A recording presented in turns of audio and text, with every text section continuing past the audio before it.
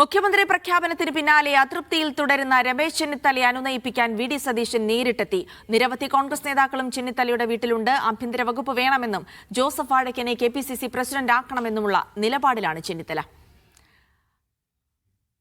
സനൂപ് വിവരങ്ങൾ നൽകും ചെന്നിത്തലയുടെ വീട്ടിൽ നിന്ന്. സനൂപ്, അപ്പോൾ കൂടിക്കാഴ്ച ഇപ്പോഴും തുടരുകയാണ്. രണ്ടുപേരും ഒറ്റയ്ക്ക് സംസാരിക്കുന്നുണ്ടായിരുന്നു. ആദ്യം നേതാക്കളൊക്കെ ഉണ്ടായിരുന്നെങ്കിലും പിന്നീട് തനിച്ച് സംസാരിക്കാനുള്ള ഒരു ആവശ്യം പ്രകാരം നേതാക്കളൊക്കെ പോയിരുന്നു. അപ്പോൾ സ്വാഭാവികമായിട്ടും ചെന്നിത്തല മുന്നോട്ട് വെച്ച ആഭ്യന്തര വകുപ്പ് വേണമെന്നുള്ള ആവശ്യത്തിന്മേൽ ഇന്ന് ഇവർ തമ്മിലൊരു ചർച്ചയിൽ എന്തെങ്കിലും കാര്യങ്ങളിൽ ഒരു ധാരണ ഉണ്ടാകുമോ എന്നറിയണം. ഒപ്പം തന്നെ ചെന്നിത്തലയെ അനുനയിപ്പിക്കാനുള്ള നീക്കങ്ങൾ അത് അത്ര എളുപ്പമാകില്ലെങ്കിലും ഇന്ന് നടക്കാനുള്ള സാധ്യതയുണ്ടോ?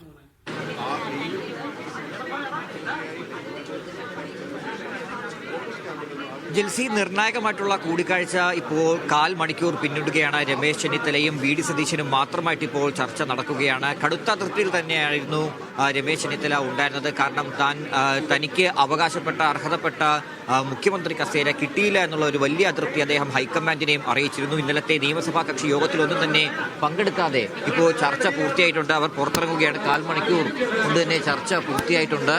അല്പസമയത്തിനകം നിയുക്ത മുഖ്യമന്ത്രി വി ഡി സതീശൻ ഈ കൂടിക്കാഴ്ച കഴിഞ്ഞ് പുറത്തേക്ക് ഇറങ്ങുന്നതാണ്. എന്തായാലും ആ ഒരു 15 മിനിറ്റിനുള്ളിൽ നടത്തിയ ചർച്ച അത് വളരെയധികം നിർണായകമായിട്ടുള്ള ചർച്ച തന്നെയാണ്.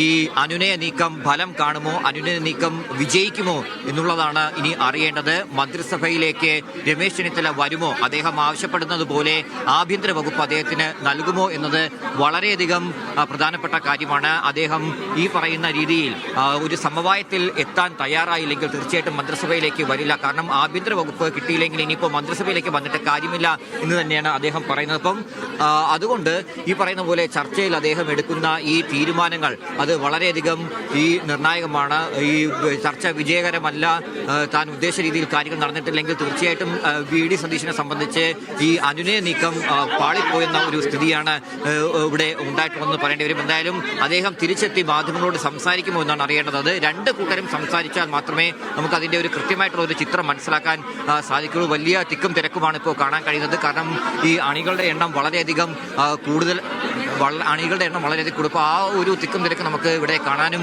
കഴിയുന്നുണ്ട്. ഈ രണ്ട് നേതാക്കളും ഒരുമിച്ചാണ് ഇറങ്ങി. സാർ ഇവിടെ നിൽക്കാം ഇവിടെ വെള്ളമില്ല.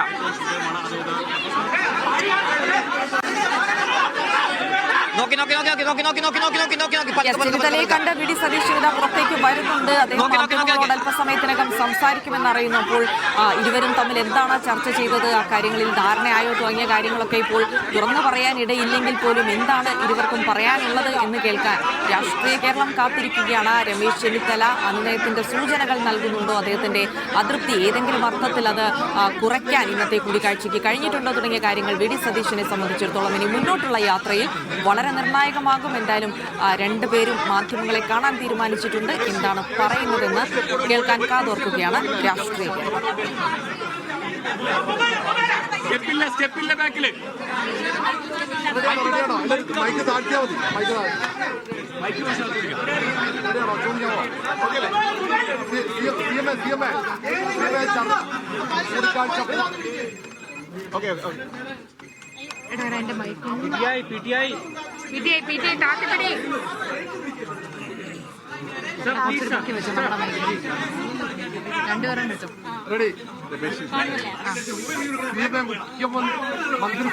മന്ത്രിസഭയിലേക്ക് ഉണ്ടാകുമോ?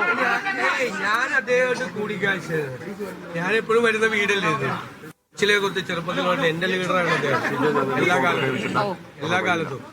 ഞങ്ങൾ കഴിഞ്ഞ പ്രാവശ്യം പ്രതിപക്ഷ നേതാവായപ്പോൾ ഞാൻ ഇവിടെ വന്ന് ഞങ്ങൾ രണ്ടുപേരും കൂടി ഒരു വാഹനത്തിലാണ് ആദ്യ നിയമസഭാ സമ്മേളനത്തിൽ പങ്കെടുക്കാൻ പോയത്. എത്രയോ വർഷമായിട്ട് ഈ വീട് ഉണ്ടാക്കിയ കാലം മുതൽ ഈ വീട്ടിൽ വരുന്ന ഒരാളാണ് ഞാൻ അദ്ദേഹത്തെ കാണണ്ടേ. നിങ്ങൾ ഉദ്ദേശിക്കുന്ന ആ തരത്തിലുള്ള ഒരു കാര്യങ്ങളുമില്ല. അദ്ദേഹം എന്റെ ജ്യേഷ്ഠ സഹോദരന് തുല്യനായ ഒരാളാണ്, എന്റെ നേതാവായിട്ടുള്ള ഒരാളാണ്. അദ്ദേഹത്തിന്റെ എല്ലാ അനുഗ്രഹവും എനിക്ക് ഈ ദൗത്യം ഏറ്റെടുക്കുമ്പോൾ ഉണ്ടാകുമെന്ന് എനിക്ക് 100% എനിക്ക് ഉറപ്പുണ്ട്. അദ്ദേഹം അത് ചെയ്ത് എനിക്ക് തന്നിട്ടുണ്ട്. മന്ത്രിസഭയിലുണ്ടാകുമോ? അതൊക്കെ ഞങ്ങൾ പാർട്ടി ചർച്ച ചെയ്തുകൊണ്ടിരിക്കുന്ന കാര്യങ്ങളാണ്. അദ്ദേഹവുമായിട്ട് തന്നെ കൂടിയാലോചിച്ച് ആ കാര്യങ്ങളിലെല്ലാം തീരുമാനമുണ്ട്.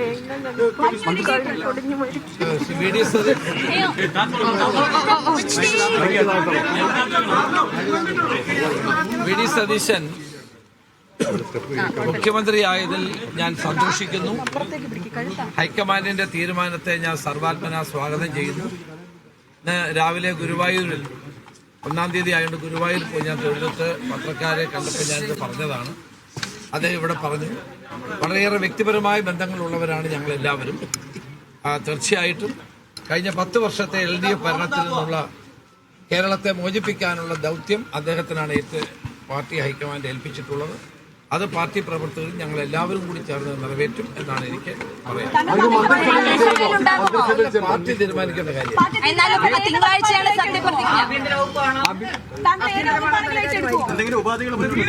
ഒരു ഉപാധിയില്ല, ഞങ്ങൾ തമ്മിൽ എന്ത് ഉപാധി?